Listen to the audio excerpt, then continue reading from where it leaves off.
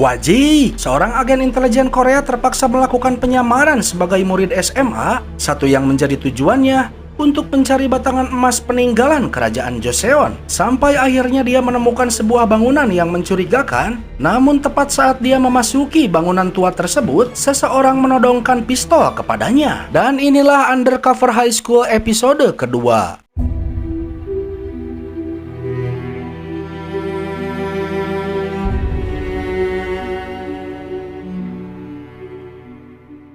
Episode kedua dimulai dengan Haesung yang terkejut karena penyelinapannya ketahuan dan yang memergokinya ternyata adalah Bu Guru Ahso yang sedang berpatroli atas perintah dari si bapak kepala sekolah akibat bulan-bulanan kepala sekolah yang terus berlanjut. Pistol yang Ahso gunakan sendiri adalah pistol listrik, namun dengan mudah Haesung melakukan pelarian.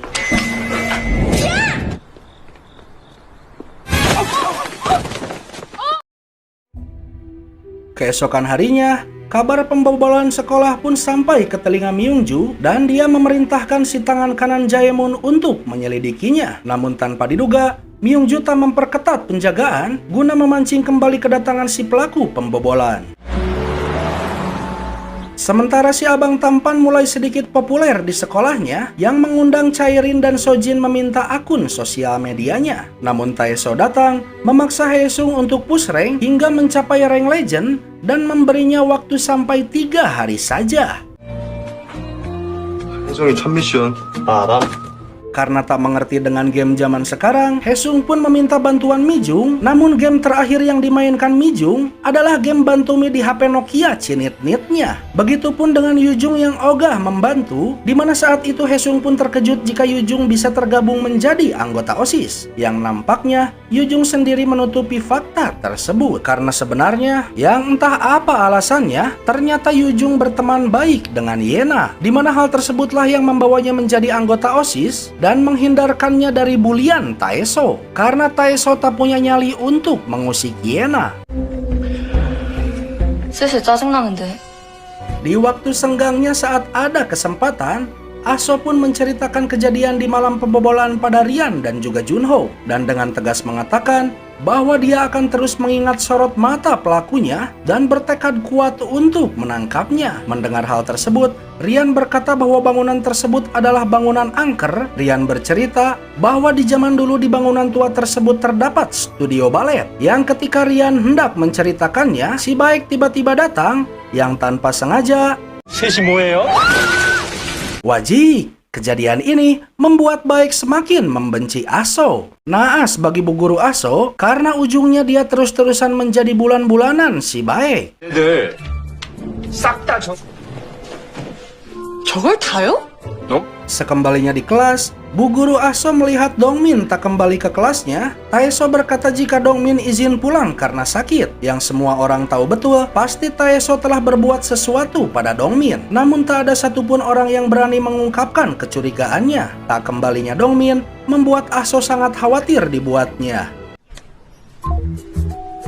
Sementara saat jam istirahat, Haesung lebih sibuk push rank sekalipun tak bisa memainkannya. Namun mau tak mau dia harus melakukannya agar tak memperpanjang masalahnya dengan Taeso. Namun tepat saat itu, dia melihat Jaemun memasuki gedung yang terbengkalai ini yang membuat Haesung penasaran mengikutinya. Akan tetapi aksi Haesung pun terhenti tatkala si Pasatpam mendapati aksinya. Saat berlalu pergi, Haesung melihat kotak pembuangan sampah bergerak yang rupa-rupanya Dongmin disekap Taeso agar tak keluar dari tempat sampah tanpa seizinnya. Melihat hal tersebut, Haesung mulai kehilangan kesabaran.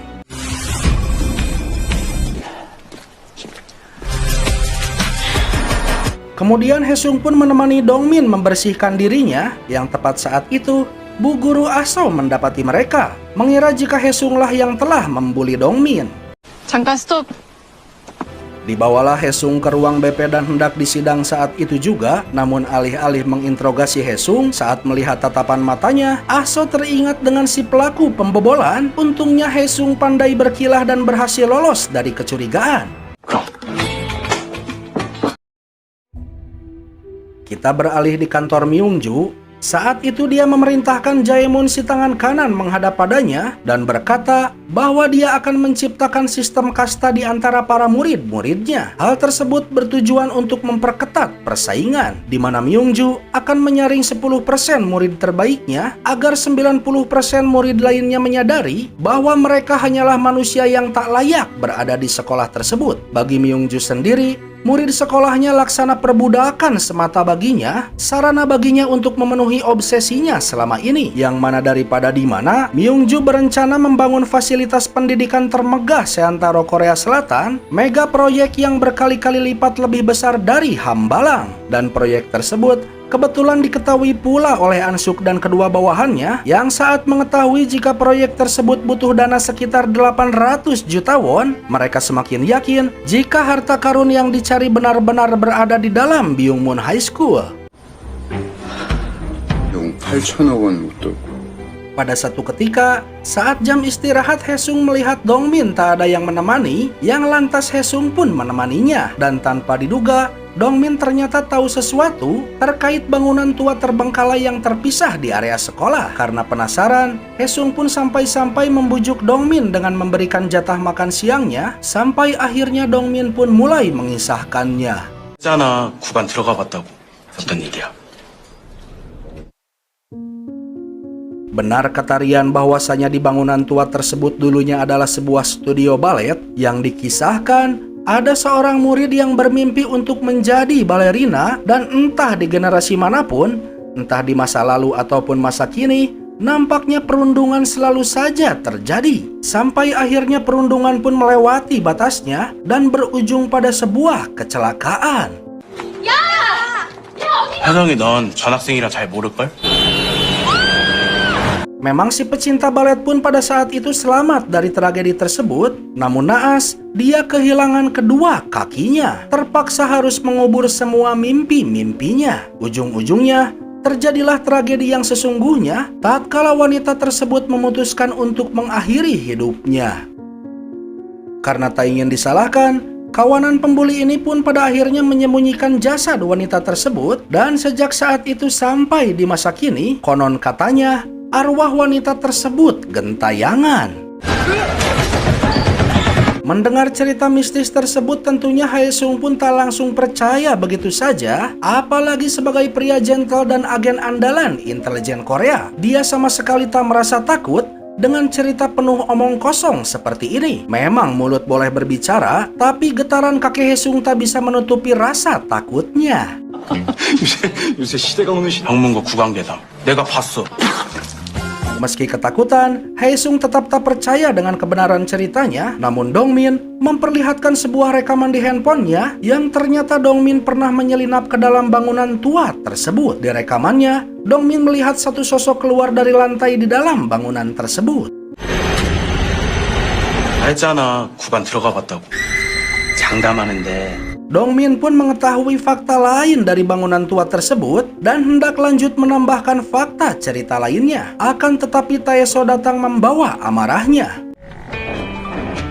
찐따들 밥 처먹는다. Yang menjadi sumber amarah Taeso ternyata semua karena Dongmin yang sudah keluar tong sampah tanpa seizinnya. Lantas Taeso pun meludahi makanan Dongmin, dan sebagai hukumannya, Dongmin dipaksa untuk memakannya. Melihat perundungan sudah mulai melewati batas, terlewat pula lah batas kesabaran Haesung, maka jangan salahkan Haesung jika dia harus kasih paham Taeso mengucapkan salam olahraga dengan kepalan tangannya.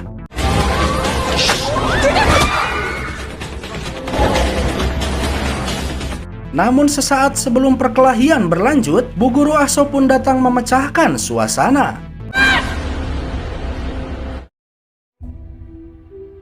Haesung dan Taeso pun dibawa ke ruang BP alias ruang konseling. Namun belum juga Bu Guru Aso datang, si kampret baik tiba-tiba saja datang mengamankan Taeso, yang tentunya si baik ini adalah salah satu antek dari Myungju, dan berkata bahwa Taeso adalah anak anggota dewan yang tak boleh dipusingkan dengan urusan remeh seperti ini. Mendengar hal tersebut membuat Haesung merasa muak dan menahan amarahnya. Maka saat Bu Guru Aso datang dan mendengar jika dia menuding Hesung sebagai biang keributan, lantas Hesung pun melepas sedikit amarahnya dan berkata, "Wahai Bu Guru yang terhormat, jika engkau benar-benar menyayangi muridmu, lihatlah lebih dalam dengan apa yang terjadi sebenarnya di sekolah ini. Lihatlah mataku, tatap mata Ojan. Apakah di sinar mataku ada sorot mata seorang pembuli? Mungkinkah kau pura-pura tak melihat siapa biang onar di sekolah ini? Ataukah dirimu memang benar-benar buta?" Yang lantas Hesung pun pergi begitu saja. Mendengar hal tersebut, membuat harga diri Aso sebagai guru terluka, merasa dianggap tak becus oleh muridnya sendiri. Yang bahkan ketika dia merenung di kedai ibunya, Aso selalu merasa uring-uringan setiap kali dia teringat oleh perkataan dari Hesung. 이 멍청한 계집애! 내가 뭐야! Sementara di luar sana, Dongmin menghampiri Hesung yang menyendiri, berterima kasih karena telah membelanya, dan mereka pun saling berbagi makanan. Sejak saat itulah Dongmin dan Hesung semakin dekat, apalagi bagi Dongmin sendiri, dia merasa bahwa Hesung adalah satu-satunya sekutunya yang ada di sekolah ini.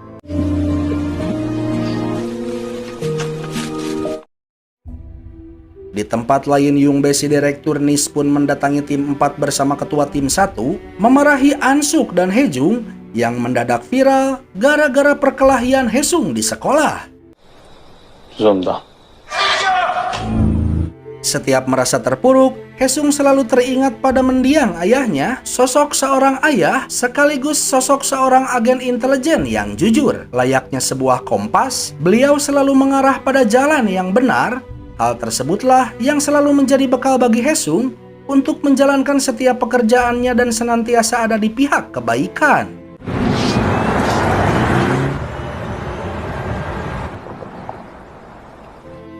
Di malam yang sama, rupa-rupanya Taeso adalah preman yang terburuk dari yang terburuk karena dia ternyata memiliki koneksi dengan preman sungguhan. Dan di malam itu pula, merasa tak puas dengan perundungan yang dilakukannya pada Dongmin, lantas Taeso pun mendatangi rumah Dongmin tepat saat Dongmin sedang mencari nafkah sebagai driver pengirim makanan, yang ternyata diketahui Dongmin adalah keluarga sederhana yang hidup dengan neneknya. Alasan Dongmin bisa bersekolah di sekolah elit semacam Byungmun High School, ternyata dia bisa masuk lewat jalur prestasi atas semua pencapaian yang dimilikinya. Dan betapa bangkai si Taeso karena dia memanfaatkan jabatannya sebagai anggota OSIS, berpura-pura meminjam KTP nenek Dongmin sebagai syarat untuk lanjutan berkas beasiswa cucunya. Jelas, Taeso hendak menyalahgunakan KTP tersebut.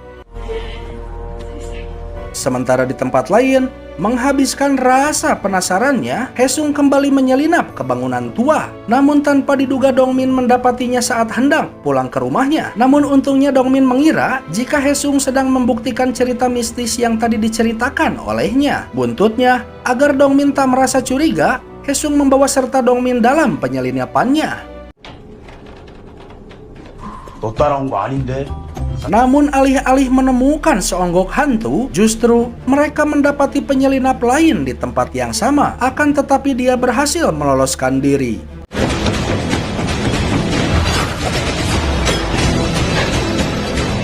Tak ambil pusing dengan identitas siapa penyelinap ketiga tersebut, Hesung pun mulai melanjutkan pencariannya menuju sebuah pintu berkunci pengaman yang dia lihat di rekaman HP Dongmin. Dan tanpa kesulitan Hesung pun meretasnya, yang saat memasuki ruangan tersebut, Hesung sedikit dibuat terkejut tatkala dia mendapati berbagai berkas dan penyelidikan tentang keberadaan emas 10 ton yang sedang dicarinya. Lantas Hesung pun menghubungi si Kapten Ansuk dan melaporkan temuannya. Hesung menduga 금괴를 찾고 있는 것 같아요. ya, Hesung menduga jika Myungju sendiri tak mengetahui di mana keberadaan emasnya dan sampai saat ini sedang mencarinya. Dengan kata lain, tak ada satu orang pun yang tahu di mana lokasi emas tersebut tersembunyi. Namun setidaknya satu hal yang Myungju tahu saat ini, siapa identitas penyelinap di bangunan tua di sekolahnya. Karena ternyata dia saat ini sedang memantau gerak-gerik Hesung dan juga Dongmin melalui sebuah kamera tersembunyi. Kemudian saat itu perhatian Haesung pun teralihkan oleh suara Dongmin yang memanggilnya, yang betapa terkejut mereka karena cerita bisnis yang dikatakan Dongmin ternyata tak hanya sebuah isapan jempol belaka, karena tepat di bawah lantai bangunan tua tersebut mereka benar-benar menemukan tulang belulang manusia.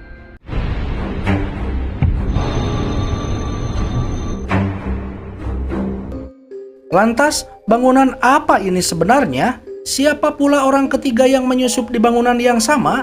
Dan apa pula yang tengah dicarinya? Semua akan terjawab di episode selanjutnya, karena episode kali ini terpaksa harus berakhir dengan sangat mengkentangkan. So, jangan lupa subrek dong, biar gak ketinggalan alur cerita di episode selanjutnya. Dimana lagi, kalau bukan di Bara Carita yang ada wajiknya. Saya undur diri, sehat selalu, Om Yan pamit.